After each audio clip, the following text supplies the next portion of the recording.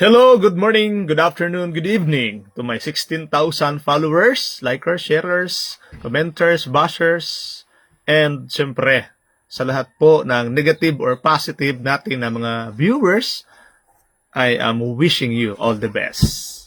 Once again, Nonong S. Revealer is turned on and live to reveal you some important matters or topics that will help us build and for the common good of everyone. Siyempre po, please bear in your mind that Nonong S. Revealer is always respecting your point of views, your doctrines, your dogmas, your teachings, your principles, your cultures. Especially to those 10,000 religions all over the world. But please take note this, that Nonong S. Revealer is building everyone. Is to build. The purpose is to build, not to destroy. But please also consider this, that we are not tolerating any inconsistencies, any imbalances, any misconceptions, or any ideas far beyond the reality or truth. Truth will set us free, and truth is the only basis for our discussions or our revelations. Siyempre po, ngayon na naman, papasok naman po tayo na naman sa mundo ng anong tawag dito? Ng religion. Kasi sa DepEd ay medyo bawas-bawas muna tayo konti. Parang umiinit kasi sa DepEd. Dito naman tayo sa religion. Sige po. Ito yung medyo abang-abangan natin. Ayan. Ito yung post na to. Ayan. It was posted here at TV Patrol, no? TV Patrol. 1 hour ago. Ayan. Sabi niya dito, ayon sa isang pari, wala nang ganang dumalo ng misa sa simbahan ang ilang Pilipinong Katoliko dahil sa pag-usbong at hawaan ng online na misa. Ayun. Ayun pala eh. Maraming Pinoy di na nagsisimba. Yan. So yun po yun, ang isa sa mga topic dito. So, kung atin naman pong susuriing mabuti, no? As a one of the active na mga nagsisimba, no? Oo nga ba naman? Bakit pa ba naman ako pupunta ng simbahan? 'Di ba? Kung halimbawa lang na naniniwala naman ako na God is everywhere ayon sa Ephesians 4:6. At ang Diyos ay kahit saang dako ay pwede mo nang simbahin sa espiritu at katotohanan, 'di ba? One of the reasons siguro, no? Na hindi na ako pupunta ng simbahan. Kasi alam ko na ang Diyos ay everywhere. At ang Diyos ay nasa lahat ng dako at nasa lahat sumasalahat. Di ba? Okay ba sa inyo yon? Ang reason na yan? Sige nga po. Please comment down below. At pangalawa, no? Ang templo ng Diyos ay ang aking mismong katawan. Ayon yan sa Corinthians, no? Sa binabanggit ni San Pablo na ang tao ay templo ng Espiritu Santo. Kaya nga tayo dapat magpapakabanal sa ating sarili dahil tayo ay templo ng Espiritu Santo na naninirahan sa atin. Di ba? So kung ang katawan ko ang templo, anong simbahan pa ang papasukan ko? Di ba? Thank you po sa mga palove heart na dyan. Thank you po. Di ba? Kung ang katawan ko ay templo ng Diyos, anong templo pa ang papasukan ko? Anong simbahan pa ang pupuntahan ko? Templo na nga niya ako eh. Templo niya tayo eh, di ba? So, isa po siguro yan sa mga reasons. Kaya maraming Pinoy, hindi na po nagsisimba. Di ba?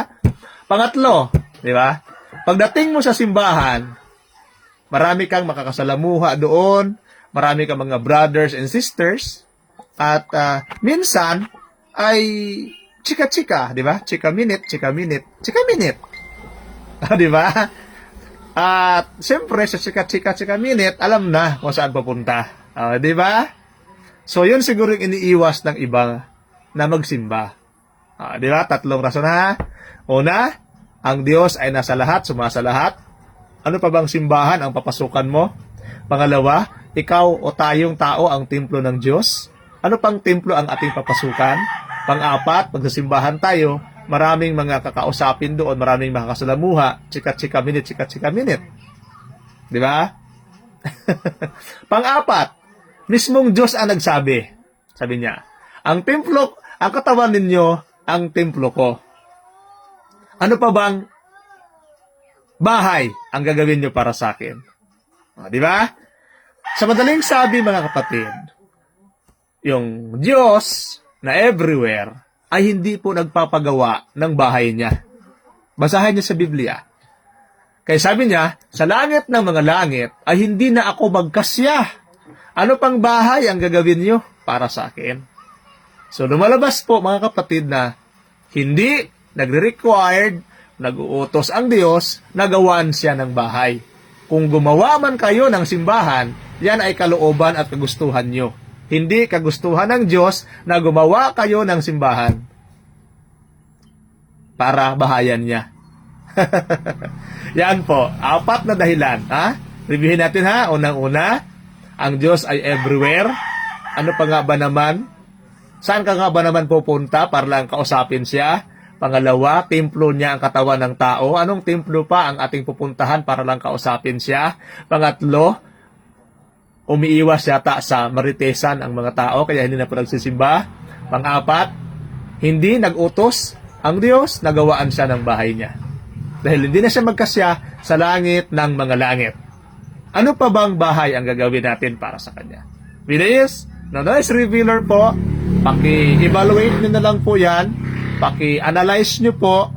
If you have questions, if you have recommendations, if you have ideas po na nais mong idagdag sa mga ideya ni Nonong Revealer, please feel free to comment down below. Kung nagustuhan nyo po at gusto nyo malaman din ng iba ang mga dahilan natin, ang mga katotohanan natin, please share po at malaya naman po kayong mag-share nito. I give you the consent to please share this to other people so that many people will be enlightened by this truth. No? And the truth shall make us free from the bound or from the bind or from the ties of religion. Kaya nga, religion, religare, meaning to tie again. So, ayaw kong patali sa kung anong doktrina, kung anong turo, kung anong mga ng isang religion, because we are free, because the truth make us free. And therefore, we need to share the truth because ang naunawaan natin, lahat ng religion na 10,000 religions na yan, parang meron tayong pananagutan na ipaliwanag, na i-share sa iba. Kagaya kahapon, may pumunta ditong mga saksi ni Jehovah, sila pala ay meron pala silang mission na mag-share ng pabalita dahil pananagutan nila yon. Sabi ko, kami din po. May pananagutan din po kami na hindi kami makapag-share sa iba. Parang sisisihin namin yung aming sarili kung hindi kami makapag-share. Ganun din pala kayo. Ayun. So, lahat pala tayo ay inutusan na mag-share. Kaya po, si Nonong Revealer po, pag mag-share si Nonong Revealer, huwag na po kayong magalit at magtampo. Huwag na po kayong kung baga mainggit or maghinanakit or magalit sa amin.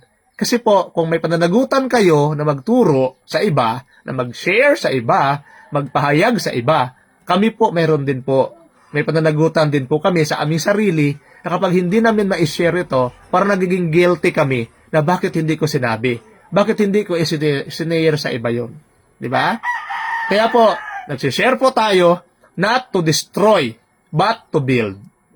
Thank you po and maraming salamat.